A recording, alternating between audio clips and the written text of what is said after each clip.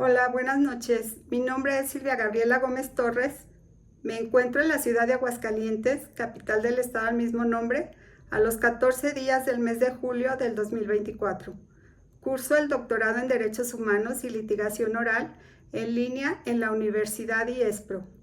Actualmente en la materia de Seminario de Profundización en Técnicas de Argumentación e Interpretación Jurídica, a cargo del doctor Moisés Abraham Espinosa Mota. Hoy hablaremos sobre el análisis realizado a la contradicción de tesis número 293/2011 del Pleno de la Suprema Corte de Justicia de la Nación, así como de la argumentación e interpretación jurídica y las falacias.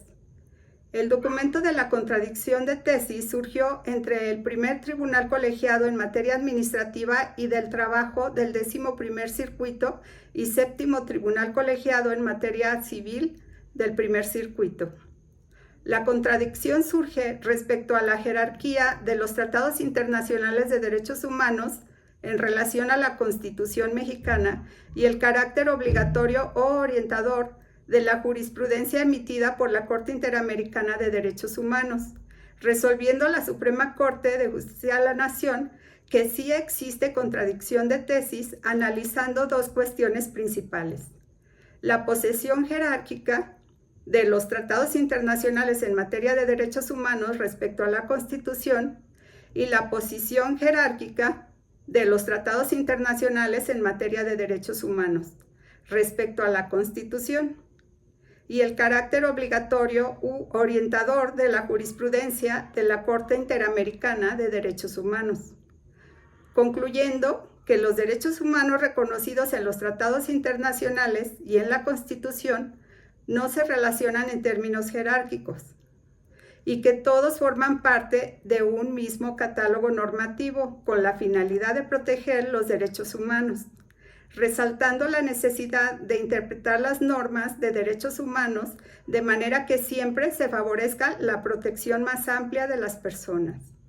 Determinación que reviste una importancia fundamental en el ámbito jurídico mexicano, ya que no solo aborda la jerarquía de los tratados internacionales de derechos humanos respecto a la Constitución mexicana, sino también la obligatoriedad de la jurisprudencia emitida en la Corte Interamericana de Derechos Humanos. En esencia, se trata de una discusión sobre cómo deben de ser interpretados y aplicados los derechos humanos en el sistema jurídico mexicano, especialmente a la luz de las reformas constitucionales de 2011 en materia de derechos humanos y amparo. En relación al tema de argumentación jurídica y las falacias, este se basa en la importancia práctica de estas nociones, que se refiere a la justificación de premisas, decisiones y razonamientos, pudiendo utilizarse la lógica formal, la lógica material y razonamientos pragmáticos, de manera que podamos atribuir significado a un texto informativo a partir de un caso, utilizando las técnicas o argumentos interpretativos como el gramatical, el histórico, lógico o sistemático. La interpretación del significado puede ser de manera expresa o de manera implícita. La expresa se refiere cuando el enunciado se encuentra ya determinado en una sentencia,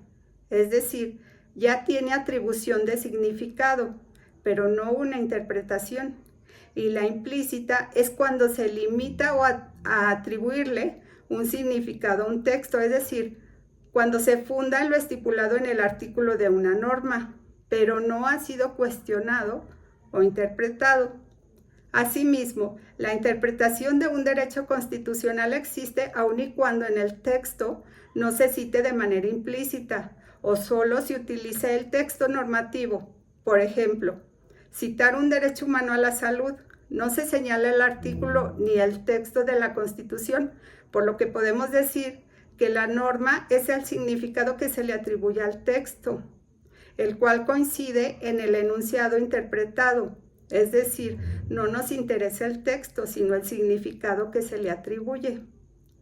Respecto a las falacias, es un argumento que parece correcto, pero que no lo es.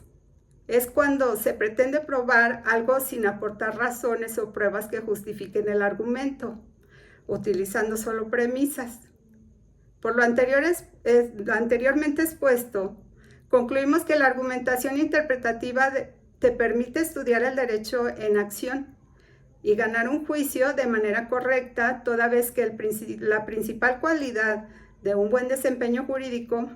es precisamente la capacidad argumentativa. Muchas gracias.